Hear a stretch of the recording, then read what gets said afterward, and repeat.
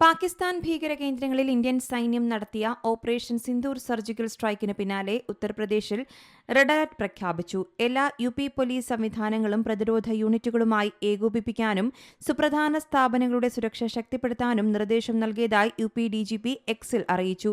കനത്ത നിയന്ത്രണങ്ങളാണ് അതിർത്തി പ്രദേശങ്ങളിൽ ഏർപ്പെടുത്തുന്നത്. 26 നിരപരാധികളുടെ ജീവനെടുത്ത പഹൽഗാം ഭീകരാക്രമണത്തിന് 15ാം ദിവസമാണ് ഇന്ത്യ കനത്ത തിരിച്ചടി നൽകിയിരിക്കുന്നത്. പാകിസ്ഥാനിലും പാക് അധീന കശ്മീരിലുമായി 9 ഭീകര കേന്ദ്രങ്ങളിൽ ഇന്ത്യൻ സൈന്യം പുലർച്ചെ ശക്തമായ മിസൈൽ ആക്രമണമാണ് നടത്തിയത്. ഇതിൽ നിരവധി ഭീകരർ കൊല്ലപ്പെട്ടു. ഭീകര പരിശീലന കേന്ദ്രങ്ങൾ നിലംപരിശായി. ലഷ്കർ-ഇ തൊയ്ബ, ജെയ്ഷെ മുഹമ്മദ്, ഹിസ്ബുൾ മുജാഹിദീൻ എന്നീ ഭീകര സംഘടനകളുടെ താവളങ്ങളാണ് തകർത്തത്. പുലർച്ചെ 1:44 കര, നാവിക, വ്യോമസേനകൾ സംയുക്തമായി ഓപ്പറേഷൻ സിന്ദൂർ സർജിക്കൽ സ്ട്രൈക്ക് നടത്തിയത്. പാകിസ്ഥാനെ സൈനിക കേന്ദ്രങ്ങൾ ആക്രമിച്ചിട്ടില്ലെന്നും ഭീകര താവളങ്ങളെയാണ് ലക്ഷ്യമിട്ടതെന്നും പ്രത്യാക്രമണത്തിന് പിന്നാലെ സൈന്യം പ്രതികരിച്ചു. ആക്രമണം സ്ഥിരീകരിച്ച പാകിസ്ഥാൻ കൊല്ലപ്പെട്ടവർ നിരപരാധികളാണെന്ന വാദവുമായി രംഗത്തെത്തുകയും ചെയ്തു.